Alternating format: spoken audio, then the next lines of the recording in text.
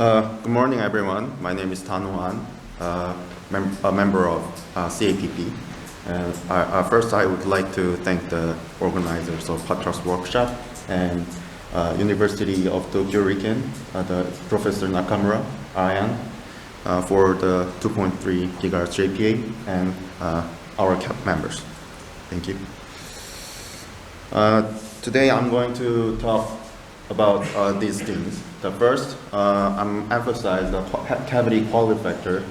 Why is cavity quality factor is very important in Axion haloscope, and to realize that we're using HTS material, and I'm going to show why we're using HTS material, and our cavity development. And using the cavity, we did the Axion haloscope experiments, so I'm going to show that. And finally, I'm going to show the recent cavity developments and future plan. As we all know, in Axion haloscope, we convert the Axion and magnetic field to another microwave photon. The conversion power should given like this. And before the cavity quality factor reached to the Axion quality factor, it almost linearly increased. So we have to focus on the cavity quality factor. The other parameters are constrained by the experimental conditions, so the importance of cavity quality factor is very high. Also, system noise is very important in the Axion haloscope, but many of the experiments already reached to the contour matching noise. So if there is no further the development of single photon detector or the squeezing, the only way to enhance the scan rate is the cavity quality factor. So this also shows the importance of cavity quality factor, and if we increase that, we can reduce the 10 years experiment to 1 year. To realize the high quality factor cavity in Axion haloscope, we should minimize the surface resistance of a cavity. So we can introduce the superconductor for the cavity, but the problem is in high magnetic field, in the Axion haloscope experimental condition, the surface resistance is pretty much increased. So we have to consider this and study about why this happened. The reason of the high surface loss at the high magnetic field is the vortices. Vortices are in the pinning potentials, each pinning potential. And in the pinning potentials, drag force and pinning pinning potential and the electromagnetic wave Lorentz force are competing each other. So in certain condition, only the surface resistance are very low. So there are two conditions. The first one is large upper critical field. So if type 2 superconductor have very large upper critical field, it doesn't contain much of vortices, so we can reduce the number of vortices. And second one is high depinning frequency, which means if depinning frequency is very high and below the depinning frequency, the pinning force is pretty much dominant. So all the vortices are pinned at the pinning potentials. So if we meet the two conditions, we can locate the Axion haloscope experimental conditions inside the pinning region, which means the low dissipation. So we can evaluate the several materials. You can see the very many materials here. First, the low temperature superconductors. We can use this, and also we can reach the very high scanning speed. But the problem is some of materials have small critical field and small depinning frequencies. So it's constrained by certain context. So we can consider the high temperature superconductors, but some of superconductors have very small deepening frequencies. So the only choice is the RACO, rare earth bound copper oxide, which have a large critical field and a large deepening frequency. And also, to use this RACO material into the cavity, we should implement the biaxially textured film on the 3D surface. Because weak links, which means not aligned grains, makes a large loss. So the surface resistance goes high. So we have to avoid these weak links, and we should use this biaxial texture film. But the problem is directly forming a biaxial texture film on the 3D surface is very extremely hard technically. So we should find another way. So our problem is, can we make the cavity with RACO tapes? So yes. So CAPP have a solution for this. We use the 2D materials. Like already we can get the high quality 2D tapes, the RACO tapes from the various providers, and we can attach these tapes on the 3D surface. So I'm going to show the detail of this. When we put the tapes, we cannot avoid the gaps between the tapes, and the gaps can make a problem. So cutting in surface current direction is important to use the TM010 mode. So previously in the CAPP Axion haloscope experiment, we used the split cavity, and we could maintain the quality factor of the cavity. The strength of this design is only evanescent field enter into the gaps. So the TM0 mode does not propagate outward to the cavity. So we can generalize this split cavity concept for the HTS microwave cavities. So as you can see here, you can see many vertical cuts in the cavities, and we put the tapes on. So N polygon structure with N gaps is our solution. So first, we can avoid the electromagnetic wave leak, and also we can attach the tape very easily. To confirm this design works, we did a simulation. So we made the cavity, polygon cavity shape, and we implement gap in the simulation. So we could see the only evanescent field enter into that gap here. So the Q factor maintains almost 10 to the 7 or 8 quality factor. And misalignments are also considered based on fabrication error. So we gave the gap tilting and step between the superconducting main surfaces as you can see here, the 50 micrometer.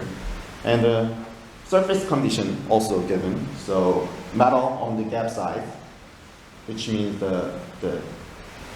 this 100 micrometer gap, and we have the R side there, and we gave some surface resistance there, and defects on the main surface also considered. So when we do the simulation, before we give the surface resistance on the main surface, the quality factor maintains the 10 to the 7th. So which shows that N gaps do not degrade the Q factor less than Axion Q factor. And surface defects, and after the surface defects condition, we gave a very lossy material on the main surfaces, then the quality factor can degrade 10 to the 6th or 10 to the 5th. So surface defects can degrade the Q factor less than 10 to the 6th. So this picture shows how we make the HTS cavity. First, we attach the tape on the each pieces, and we etch out the protecting layer. a silver protecting layer with the ammonia water and hydrogen peroxide. And you can see this, and we assemble it and install in the tricooler. So finally, we got the 330,000 at 8 Tesla. You can see here at the top. And the simulation and this result is published recently in the physical review applied. And yeah, so the Pauli factor is similar to the 10 to the 5th, what the value we obtain in the simulation, so it's pretty much consistent. So for the next step, we are going to upgrade this cavity like this. So we align the tapes and put the top cylinder into the cross cavity. And using another tape, FIBA double individual tape, and we enlarged the volume, like 1.5 liter, for the Axion haloscope experiment, and we got the 500,000 at 8 Tesla. So we decide to use this cavity for the Axion haloscope experiment into the CAPP pace detector system. So when we install the cavity, with the thermalization, the cavity temperature, physical temperature was 40 millikelvin.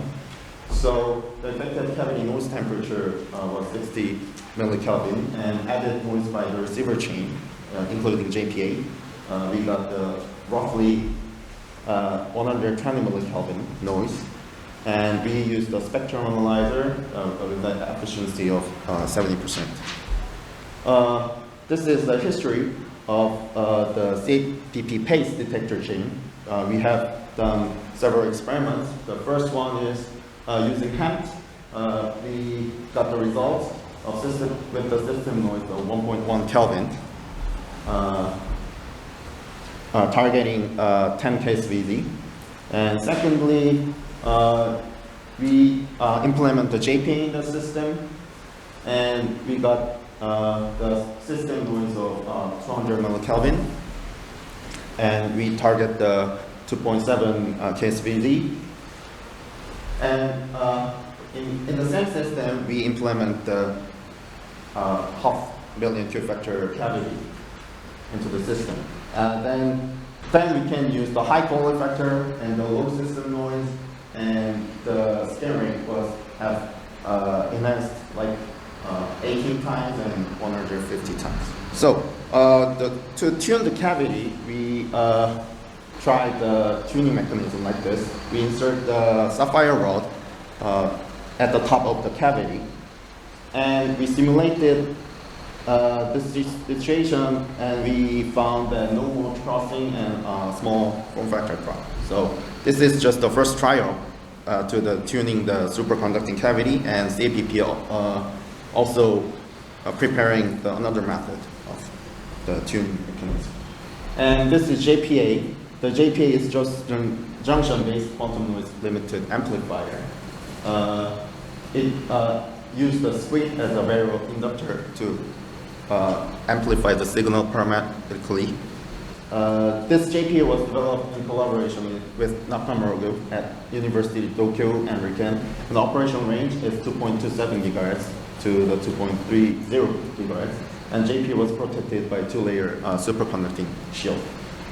So noise temperature of this system is in the JPA run, it was 200 millikelvin, and in the superconducting cavity run, a little bit lower because the thermalization was improved, so 170. And this is the noise temperature of whole range. And we got the first results with the 0.6 megahertz per day speed, and it was a total of 8,077 spectra.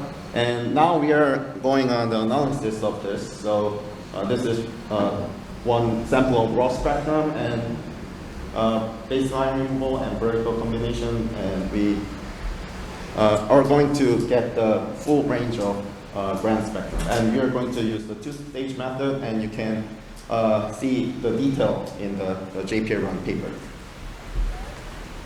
So this is the JPA-run results, and this is the preliminary analysis results of superconducting cavity run, the 1.1 test VD, because the baseline removal SNR efficiency was we have a little bit problem, but we are going to fix it.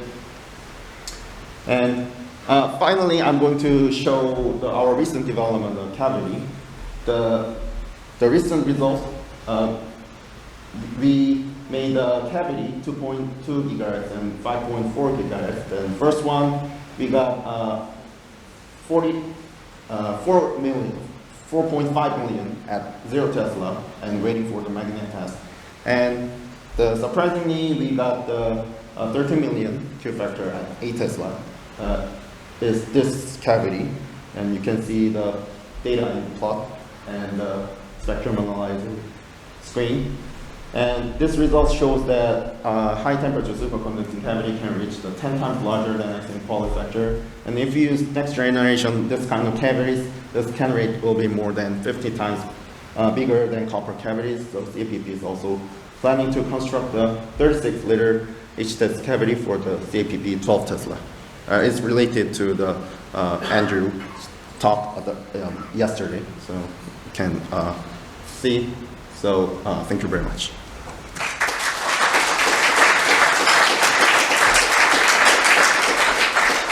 Thank you very much. We have time for not so many questions, I'm afraid.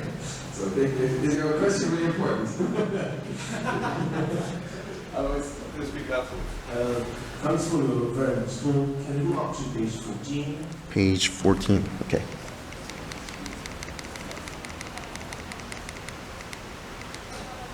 Exactly this one. So what is interesting from this plot is that why the Q0 is lower at the lower magnetic field applied.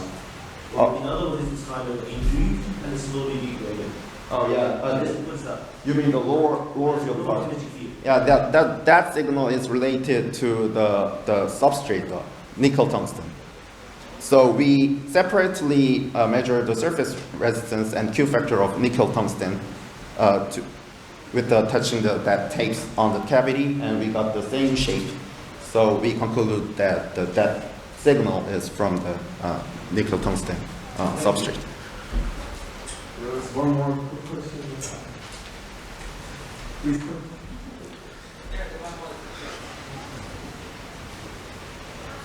Congratulations on nice results. Thank you. Congratulations on a very nice result. I have a question on slide 31. You talked about, you put in the notes something about the magnet ramping. Could you talk about that? Sorry, can you say that again? There's this note without magnet ramping. So the basic solid line is during the ramping the magnet, and at certain points I stop the ramping, and the Q factor rises. So the sharp peaks are the value of the stationary results. Can you know why it has this effect of the magnet ramping? I'm considering the when we ramping the magnet, the surface current is flowing. So I think the vortices can vibrate or flows in certain directions. So, but we have to study about that. But yeah, that's my hypothesis. Okay, thank you very much. Sorry, I have to move on.